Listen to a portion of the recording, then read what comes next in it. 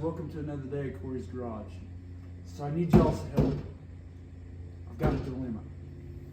And a lot of it comes from you buy a project and you have it for a year and a half and you obsess over it.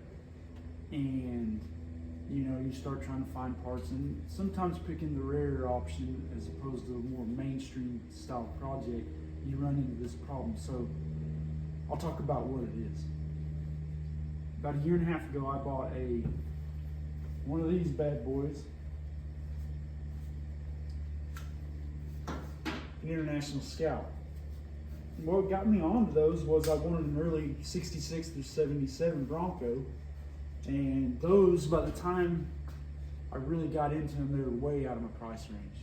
And I've been lucky enough to have, and why I'm kind of like really into this style, the Bronco, the Blazer, the Scout, even the Toyotas like the FJC, any of that stuff. I like it because you can camp and you can explore. But anyways, what got me on the Scout was it's really similar to the early Bronco, and it came before the Bronco.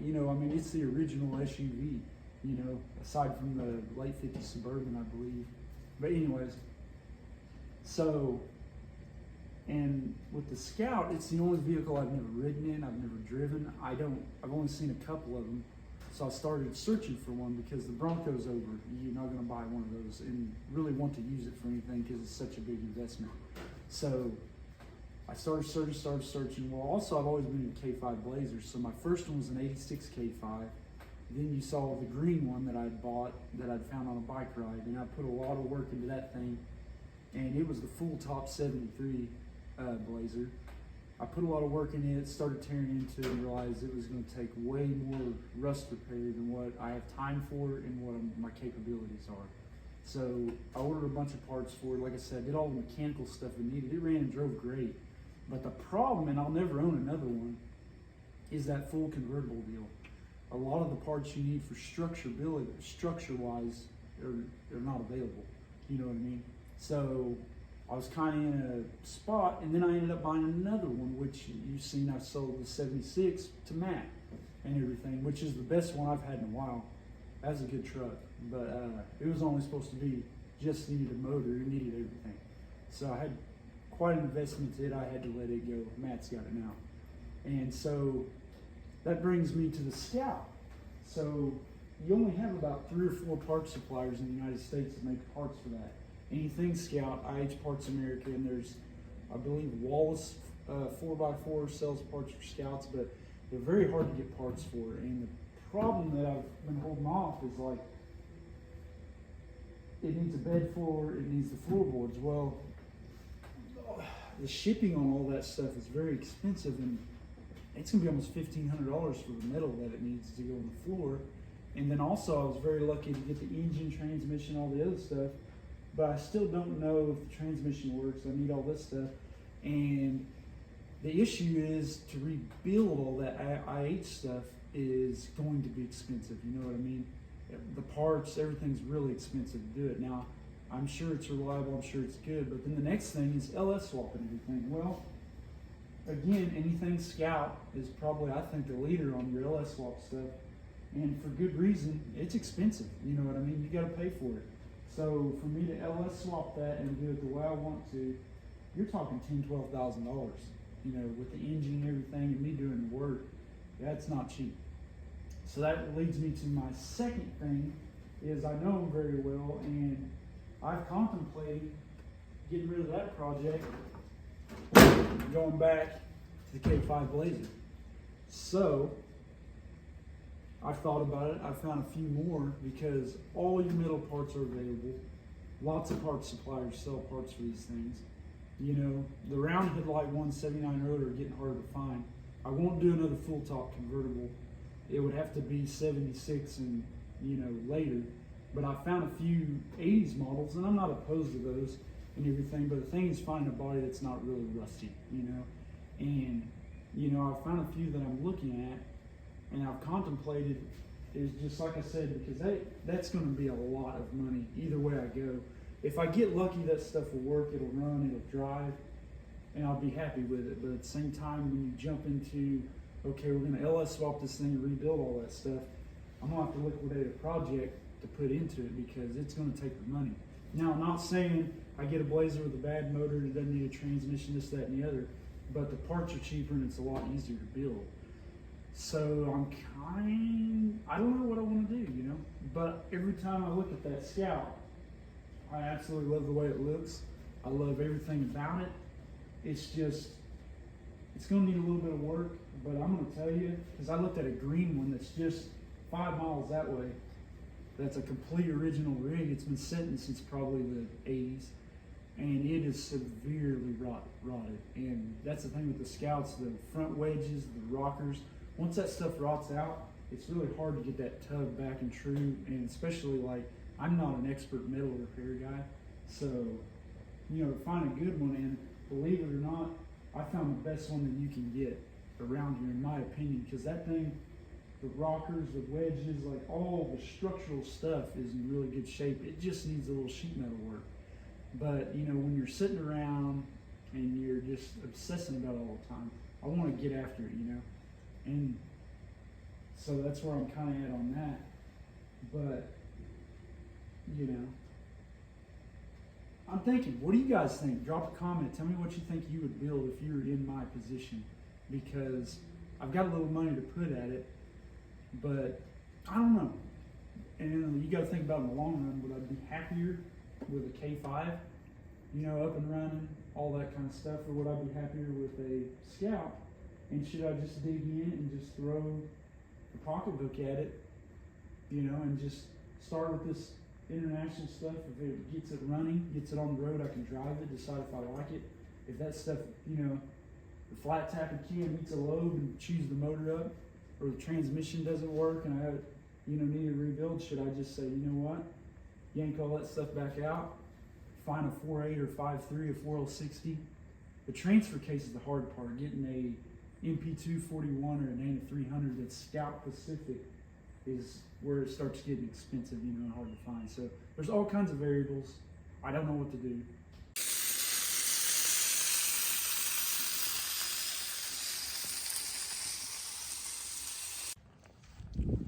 So here we are out here looking at the Scout, and I've kind of already started working on it, but I've brought it back over, and I started yesterday on, you know, when you do these projects. And another thing I'd recommend to you guys, if you start one of these, is don't take it completely apart. Leave the top on it, because right now with this thing, the doors shut perfectly on this truck. So that tells me that it has some pretty solid structural bones to it. So the worst part of these is the rockers, the mounts up here, and the what they call the wedges right there are usually all rotted out. Now it does got a brace, it's got some rot here that you can buy and fix, and I think I'm going to replace both of those on this one. But the rockers and stuff on this truck are just solid. I mean, check that out. We don't need any, and all these braces are in really, really good shape. That's a seatbelt bolt. But this thing's pretty solid. It's just this skin that's kind of rotten, you know, and from underneath, I mean, it looks good until you get to these spots, but I've found that it's easier just to replace the whole pan as opposed to cutting out and replacing all these little small sections. You can have a lot of time in that. But all in all, I mean, it looks way worse than it is, but it's just the sheet metal. Like, I do got a couple holes right here in the rocker, but I can fix those. But what I'm gonna do, I think I'm gonna go ahead and order the front pans for it and those braces, and I'm just going to not think about the engine, not think about it, because it needs a bed floor too. But again, I've inspected all the bracing, and the structural stuff is solid. It's not rusty at all.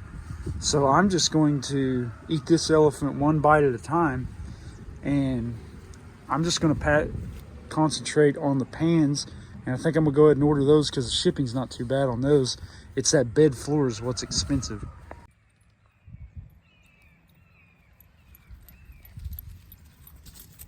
But yeah, and I'm going to go look at a couple K5s, because I kind of always like to have one of those in the background just in case something changes, you know. Because here's the thing, if I get the metal repair fixed on this thing, it's going to be worth, somebody will buy it like that. I can get rid of it, and if I decide I don't like it and drive it and all that stuff, But as good a shape as this truck's in, I'd be dumb not to go ahead and make the repairs, because I do have the means. Take the time. I could spend the rest of this winter, probably get this thing mostly knocked out, because the top's pretty good. I mean, everything else it's got the step bumper on it. I mean, in the world of Scouts, this is not bad. So, you know, and then if I can find a good K5, I can just always have it on the back burner in case I change my mind or whatever, because I still like them, and those aren't getting any cheaper either. So, but yeah, I think that, you know, I don't know what I want to do, but I do absolutely love this particular rig, and I want to fix it up. Really what I want to do, and I think it's just time to get started is the biggest thing. I think once I get in here, and I'm going to try to get this pan mostly cut out and separated from the truck and really get in there and inspect everything. But I'm so far from what I see, I like what I see. So, but yeah, tell me what you guys think, man. You know, I mean, it's kind of hard to, especially when you're sitting around thinking about this stuff all the time. It kind of drives you crazy, but let me know what you guys think.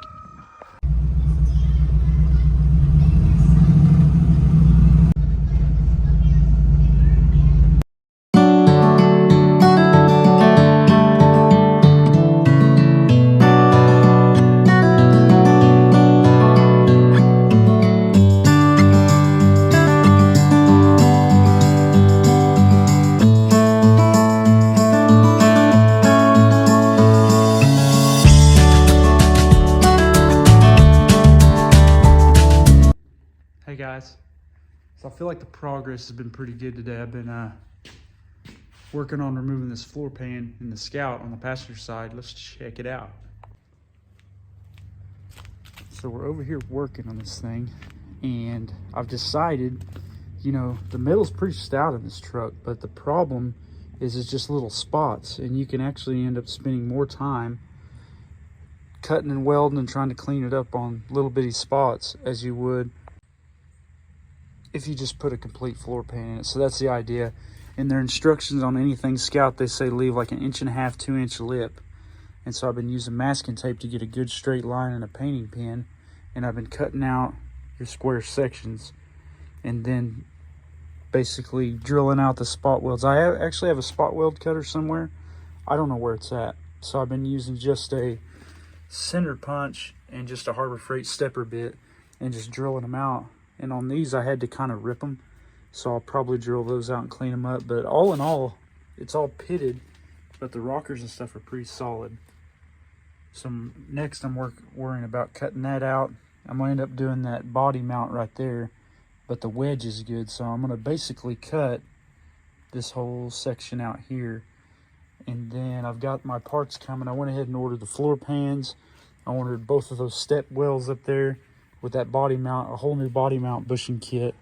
And yeah, just one bite at a time. But I'm super happy to be working on this thing finally. So it's getting there.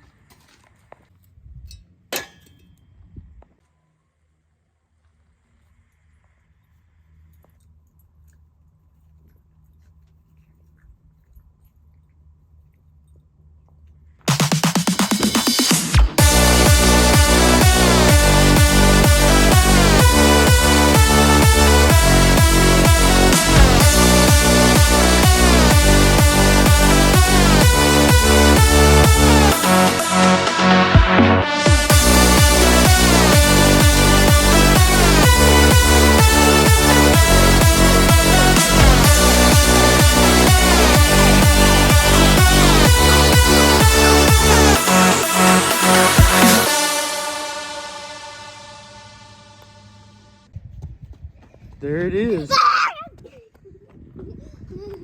little bit of conditioning of the paint, it kind of goes a long way. I've washed the windows. Oh! Getting attacked. But yeah, it's cleaning up pretty good. Hold on. So now I got to do this side, try to get it cleaned up.